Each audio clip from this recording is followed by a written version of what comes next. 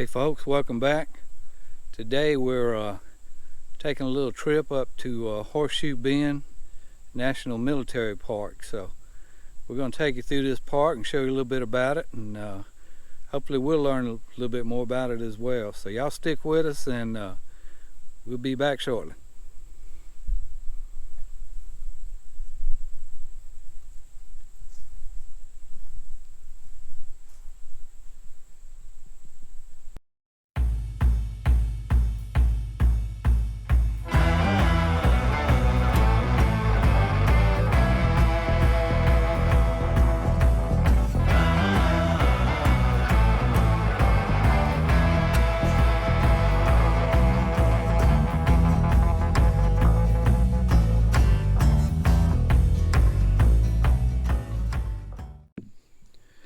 Alright, we made it to the visitor center, and whenever you're visiting one of these national parks or national monument or whatever the case, even state parks, you need to stop by the visitor center and get some information on the park, so you'll know more about it as you visit it. But right now, as all national parks and national monuments, everyone has to wear a face mask when they're going in the visitor center or any building operated by the National Park Service. So we'll put our mask on and go in here and check it out. Pretty cool blue cannon out front.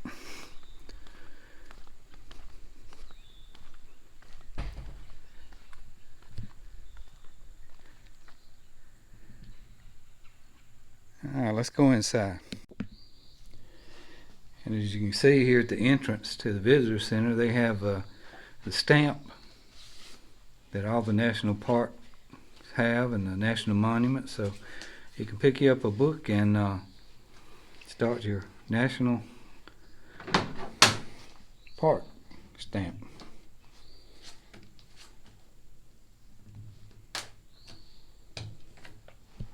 Pretty cool. Alright, the main Indian here was the Creek, so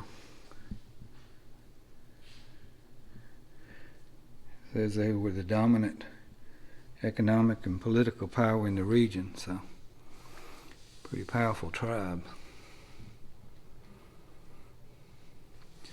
We're going to walk around this visitor center and take a look at some of the displays they have.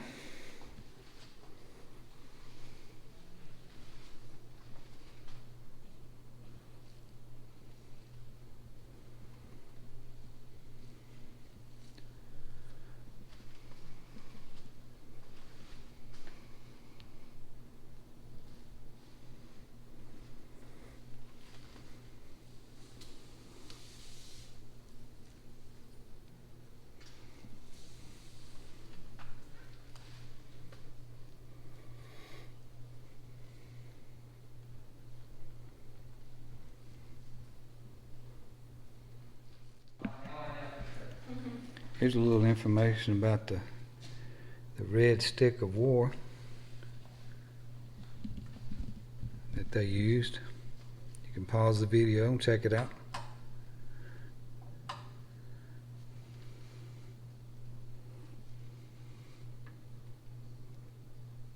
Pretty neat.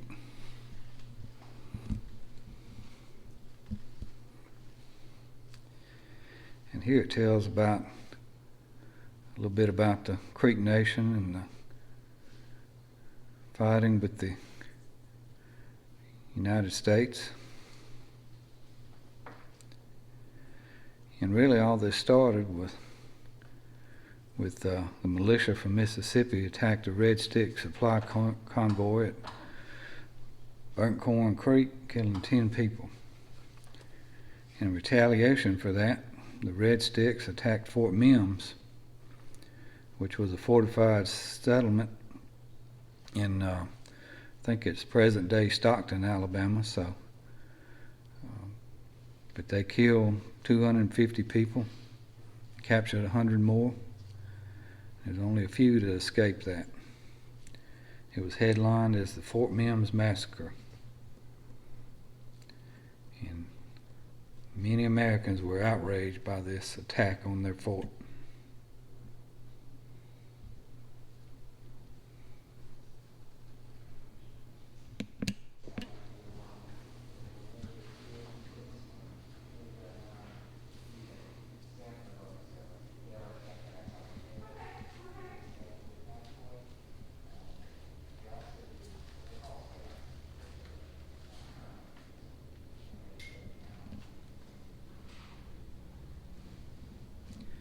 You can see the red stick in his hand.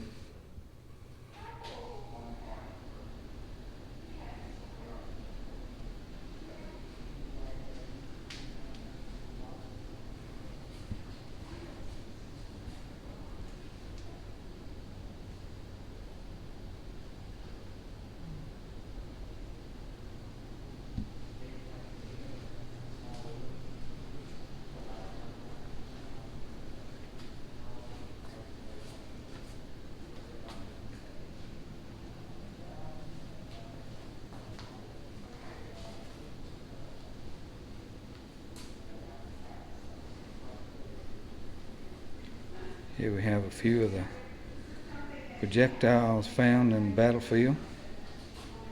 We have a 6-pound cannonball, a 3-pound cannonball, grape shot, musket ball, and some arrowheads, all found on the battlefield. Alright, we're leaving the visitor center now, and we're going to drive around the road that takes you around this park, so we'll learn a little more about it as we go along. But we sat and watched about a 15-20 minute movie that really explained what happened here at Horseshoe Bend on the Tallapoosa River in Alabama. So we'll learn a little more about it as we go along, and we'll take you along with us. Y'all come on.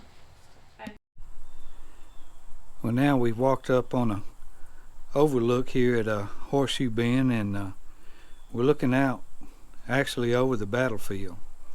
I don't know if you can see in the far distance where the field ends and the trees begin, but that's where the Creek Village was, right on the other side of these trees here. So we're going to drive around and get out and walk, take a closer look at it. But the spot I'm standing is where Andrew Jackson and his armies would have been on the day of the battle.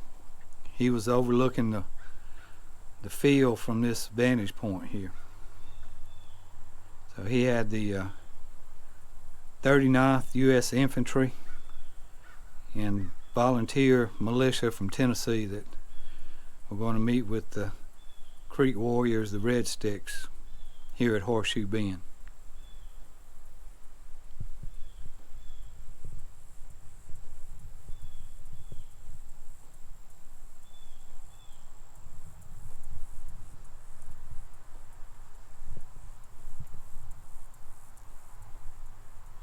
You can see on the map here, it shows where the village was, Tohopokia, and then the barricade that the Red Sticks had built, which was pretty substantial according to Andrew Jackson.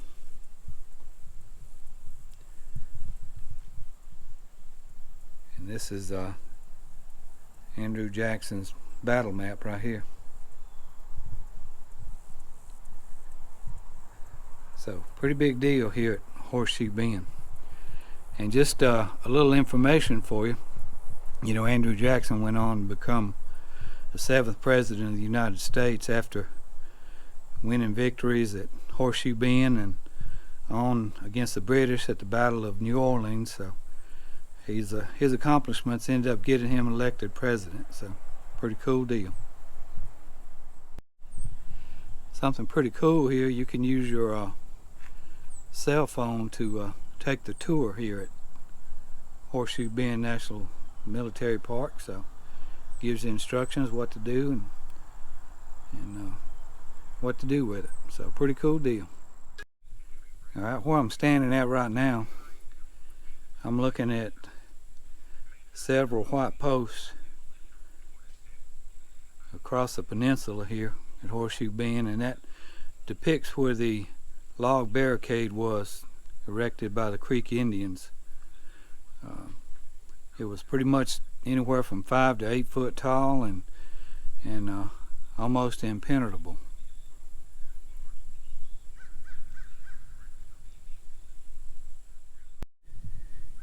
Here's a marker commemorating Major Lemuel P. Montgomery. He actually led the charge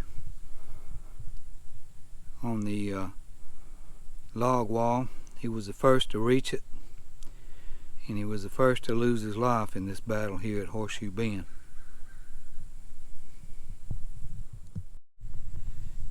And this marker here is for Jackson's trace. It marks the end of the route that Jackson traced through the wilderness here to Horseshoe Bend. And that's the actual marker right there. Alright, now we're here at Gun Hill. It's where Jackson had a 3-pound cannon and a 6-pound cannon to try to penetrate the log wall. I'm sure a lot of these trees have grown up since then, but looks like a pretty strategic place to place your cannon.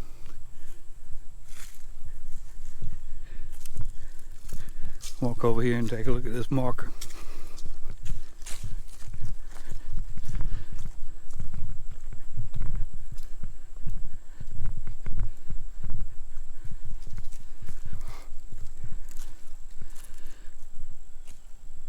You can pause the video and read it. So, pretty cool.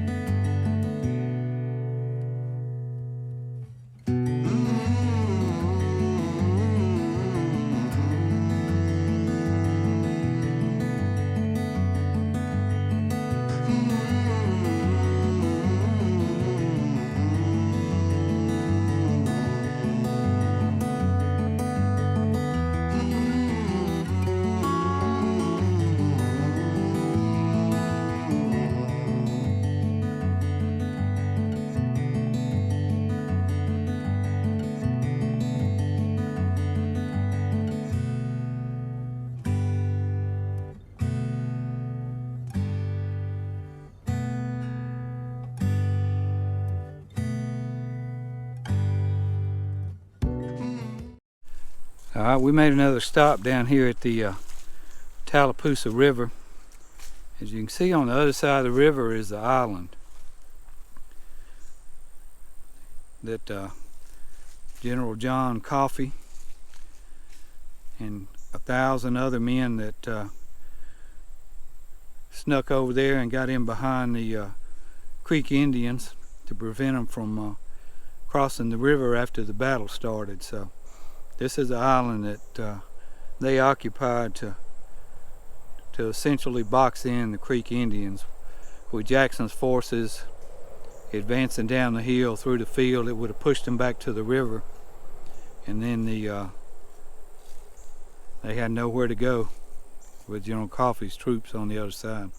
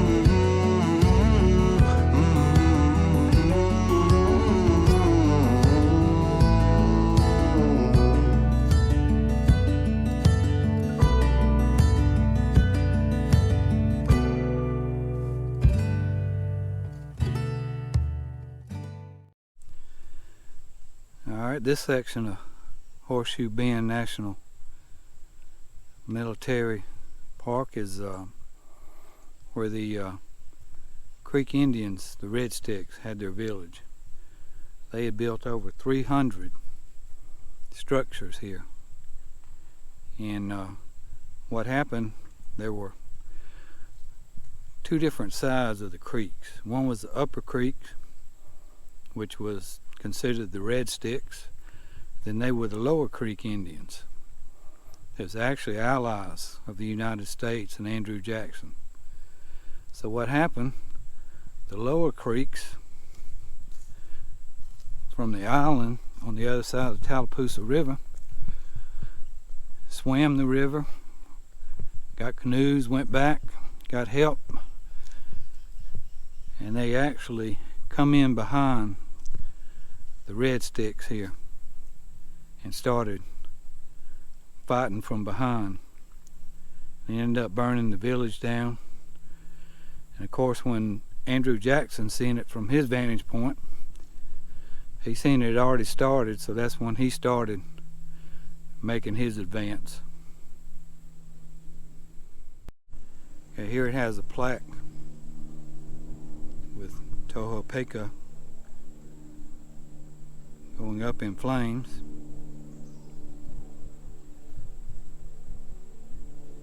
It tells you the different names of the Creek Indian tribes that was actually here. Some of these are towns in Alabama.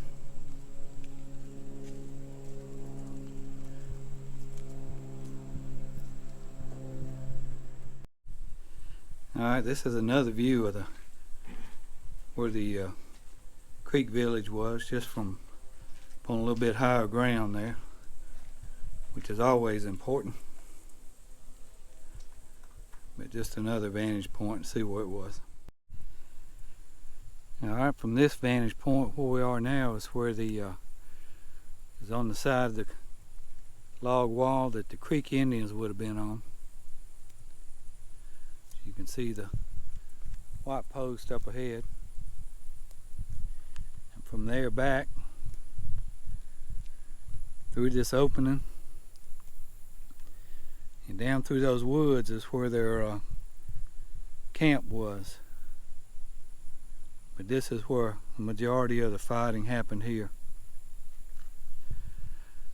So with Jackson coming down the hill towards them, and then General Coffey's men crossing the river and coming in behind them, they were pretty much boxed in. But notes do say that a lot of them fought to the very end, and finally they surrendered.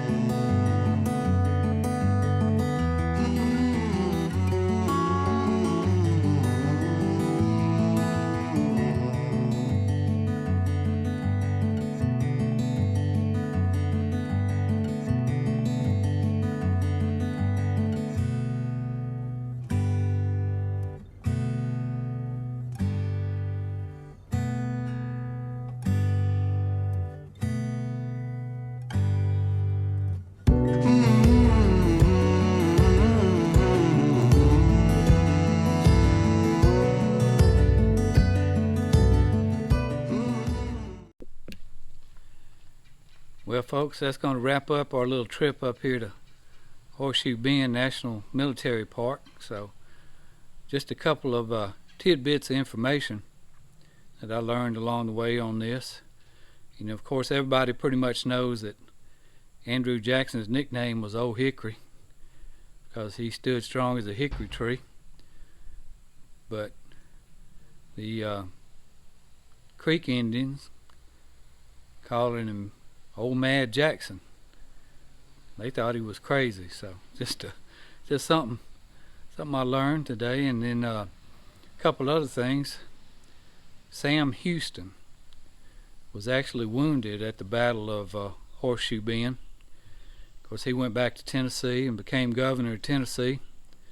And then he left there and went to Texas to help Texas win their independence from Mexico against Santa Anna and his army. So that's the same Sam Houston. And then Davy Crockett, I learned, was a scout for Andrew Jackson.